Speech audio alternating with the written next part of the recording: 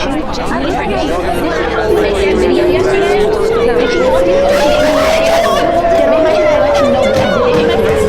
did I say those words? Yes or no? It's a yes or no.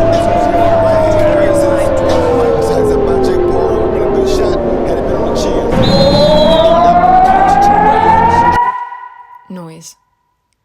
The vehicle of the antisocial network. A network committed to the dysfunction of social learning, collective knowledge production, and the impossibility of peace. The establishment of a public internet was understood as the face of a new, connected future that Al Gore and Bill Clinton coined the superhighway. And to position the United States to play the bold leadership role we have been playing in the formation of the global information infrastructure. I agree that this term is fitting, but for my own reason. The superhighway is a colonial infrastructure to regulate the flow of connectivity that one has to another and to a collective. The internet functions as the digital mirror of Western society. It is a colonizing force underlined by neoliberal ideals, aiming to destabilize a collective through categorization, a justification for the continual expansion of digital imperialism.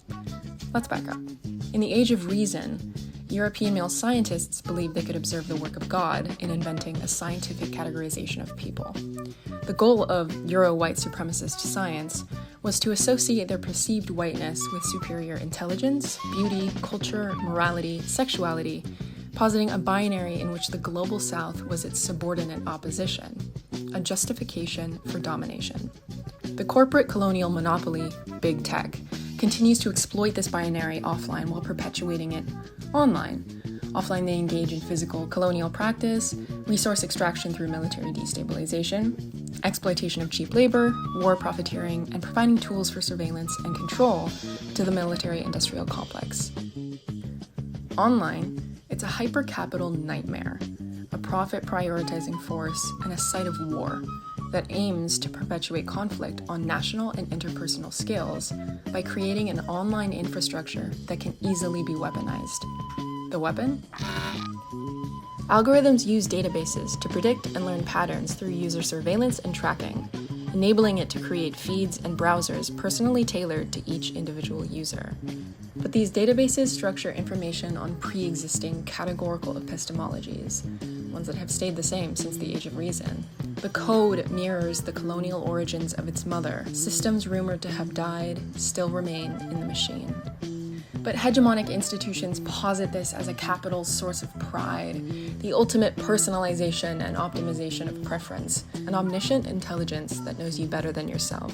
But they also want you to know it's dangerous, uncontrollable, and therefore a threat to national and global security if put into the hands of evil forces, like anyone foreign, or your opposing political candidate. Thus, we are suppressed into the belief that the issue lies in the other. America's control of the internet overseas is what war tells us we must resort to. An obligatory cultural imperialism, the digital dominance. And it ropes us in. Attention is money, and it fucking pays. The social fabric of the online space is commercialized, attention being the commodity. Its infrastructure is mediated by a corporation. Corporations are given accounts.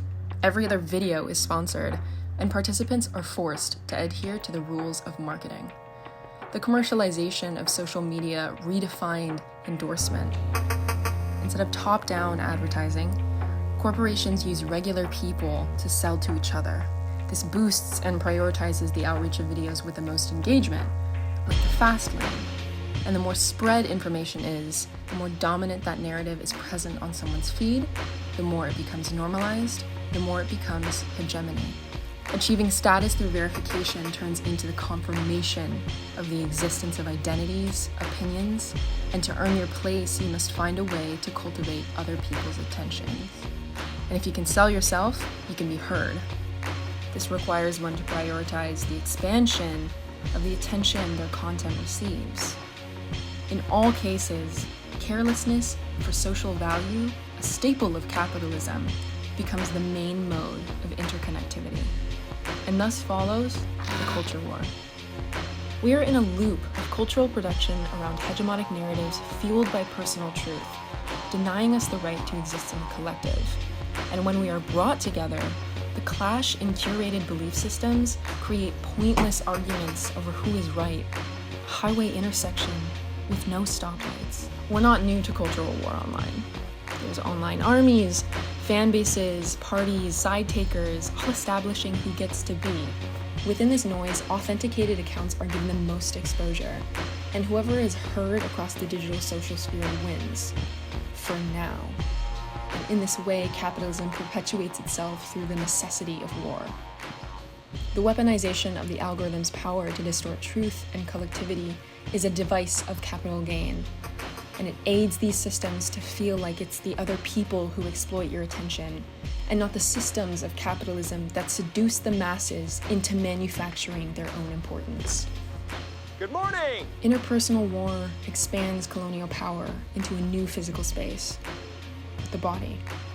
Not only do algorithms take away choice altogether, it takes away your will to resist it, using psychological tactics like overstimulation of the nervous system and intermittent reinforcement to impose addiction patterns on its users. This online addiction distances us from physical presence, giving us an outlet to desensitize ourselves from the damage caused to the world and ourselves. We are stuck in a state of intellectualization, programmed to consume media far more than we can digest it, and it is rotting. This war is profitable. It relies on digital division. It is the commodification of people, of connection, of you. And it's not your fault, but it's our responsibility. It may seem like the best solution is to log off. I mean, war gave us this technology, right? Well, the good news is we don't have to give it back. These tools have enormous potential to be something great, and we are proof of it. Moments of connection, of humanity is something that we can actually agree on, and that's where we must focus our energy. We can use the internet against itself by exercising personal freedom, development, creating diverse communities, and resisting the pedagogy of personalization. We just have to find each other. And we must demand that these systems be held accountable. Tell me your story and I'll tell you mine. And together we will hold a seance for the ghost in the machine, interrogate it, and put its perpetually unfinished business to rest, so that we can make sense of this noise, so that we can make sense of each other, so that we can make something new.